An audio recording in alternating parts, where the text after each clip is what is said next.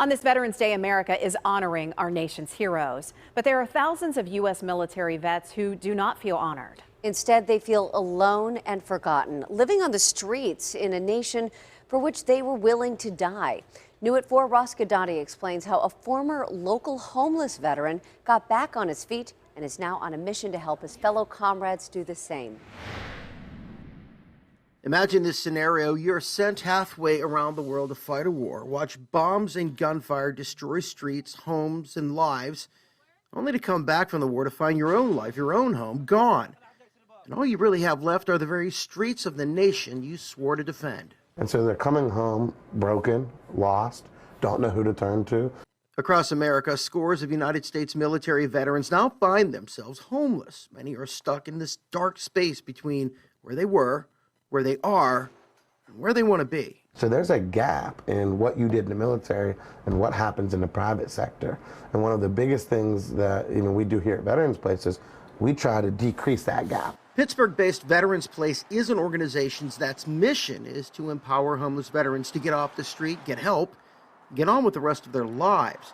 Rob Hamilton, the director of Veterans Place, knows the struggle firsthand. He's a veteran who found himself lost as well and wound up living on the streets. There were times where I lived in tents, under bridges, and just was kind of had no hope, no future. Eventually, he would find his way back and with his family's help found a new mission, a new battle, and a new fight to help other homeless vets just like he had been. In the past decade, his group and others like it nationwide have helped us start to turn the tide, but make no mistake, this war is far from over. About 2009, 2010, on any given night, there was about 75,000 homeless veterans in the United States.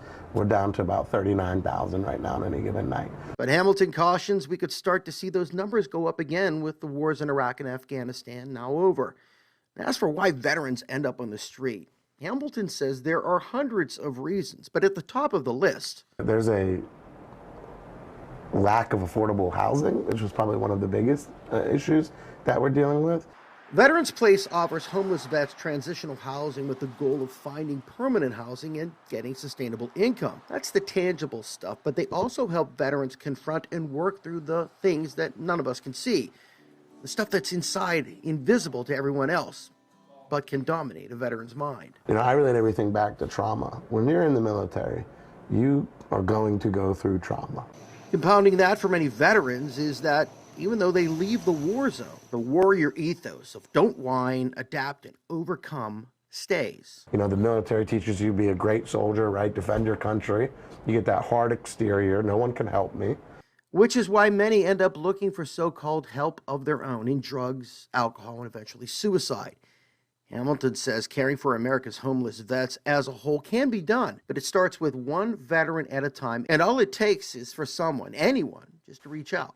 If I know you're not okay, I have a personal obligation to check on you and just to say, hey, man, I'm here, right? Or, hey, I seen you're struggling. How can I help you? So on this Veterans Day, remember all of Americans' veterans, especially the forgotten ones, and ask them simply, how can I help? Ross Gadati, KDKA News. And we have more information on Veterans Place on our website.